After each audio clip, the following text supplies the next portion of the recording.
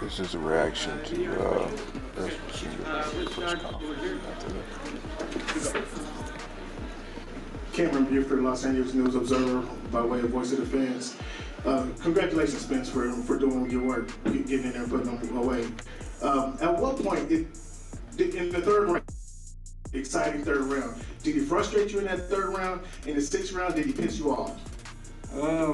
It was just in the third round. I think it was like even to start the fight. I was getting a little bit, I was kind of off a little bit, I guess the layoff, but I was kind of off a little bit and trying to find my rhythm and my range. So, I was throwing like looping shots. My shots were coming a little bit hard, and I wasn't setting up my punches or just letting them go.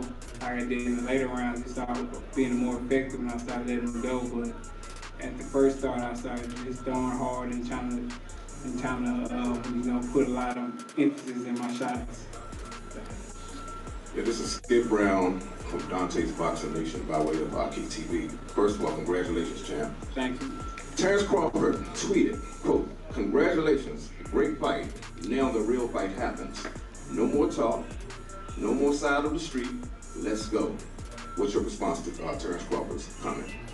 I already responded. I already said what I said when I was in the ring. I've been saying it this whole week, doing pressures and everything. I said, it's strap season. I got one more belt to get. And, after I get through with Ugas, I'm coming in Terence Crawford. So I already know what time it is. Errol, Cesar said over here, América TV, decisión dividida por Rico. Hey, we saw, this is the second time that we see the same thing happen with the mouthpiece situation, right? Do you have to work on correcting the situation with the mouthpiece? The same thing happened in the Garcia fight. You lost the mouthpiece and you went looking for it too. It's keep happening. Hey, you on point. You're right. I gotta get a new mouthpiece. My mouthpiece been messed up. I gotta get a new mouthpiece. It's not molded to my mouth at all, so it's just flopping everywhere. So I gotta bite down real hard for it to stay in my mouth. So that's my fault. That's a rookie mistake for me. And that was a rookie mistake for me too. Like looking off and looking for my mouthpiece, and then I get punched like 3 times. So that was my fault too, because you supposed to protect yourself at all times. So hey man. Do you think if that happened with Crawford, do you think it's gonna be the same outcome? I don't know what the future holds, but like I said, I'm gonna get a new mouthpiece. Hi, Errol. You really started right here in front of you. You really started applying pressure right after that situation. And can you talk about the dog, Michael Irvin? I saw him after the fight. He was very fired up. He said, "That's what we do. We break mother." Can you talk about your style and that pressure that you put on to make a fighter break inside of the ring?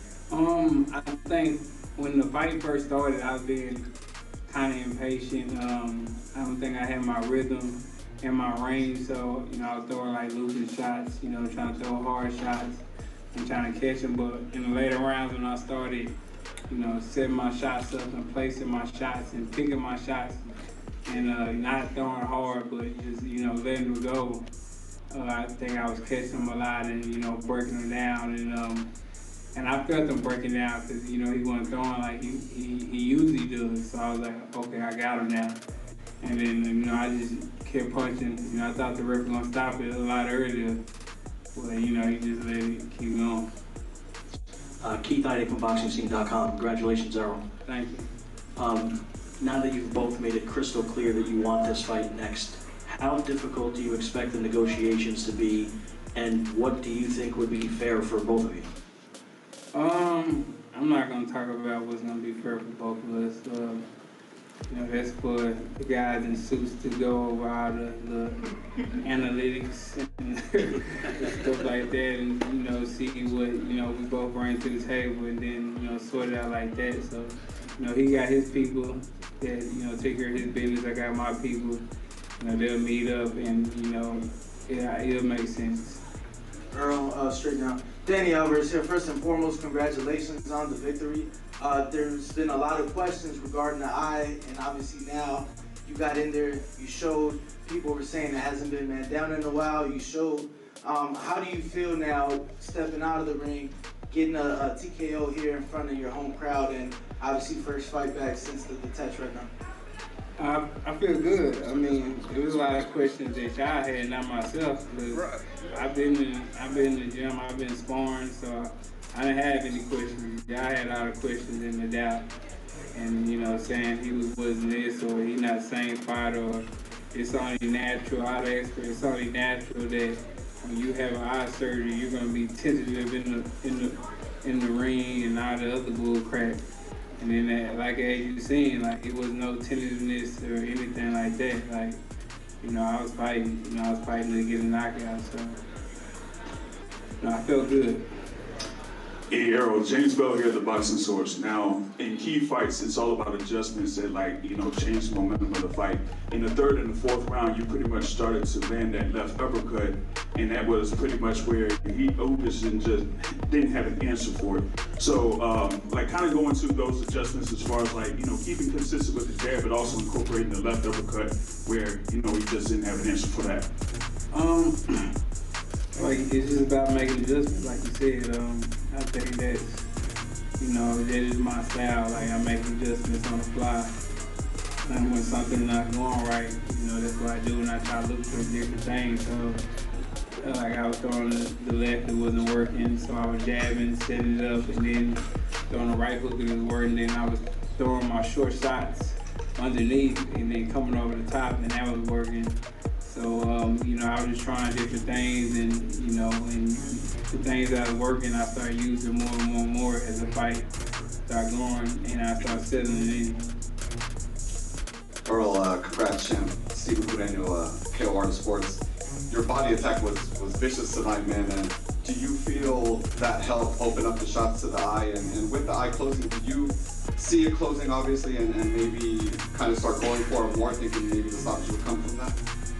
I did see it closing, but, you know, I was just targeting, you know, what was open and just trying to punch through his guard. But I know a lot of times he just sit and brace himself and, you know, try to take the shots. So I was just punching through the guard. Okay, we have time for one last question.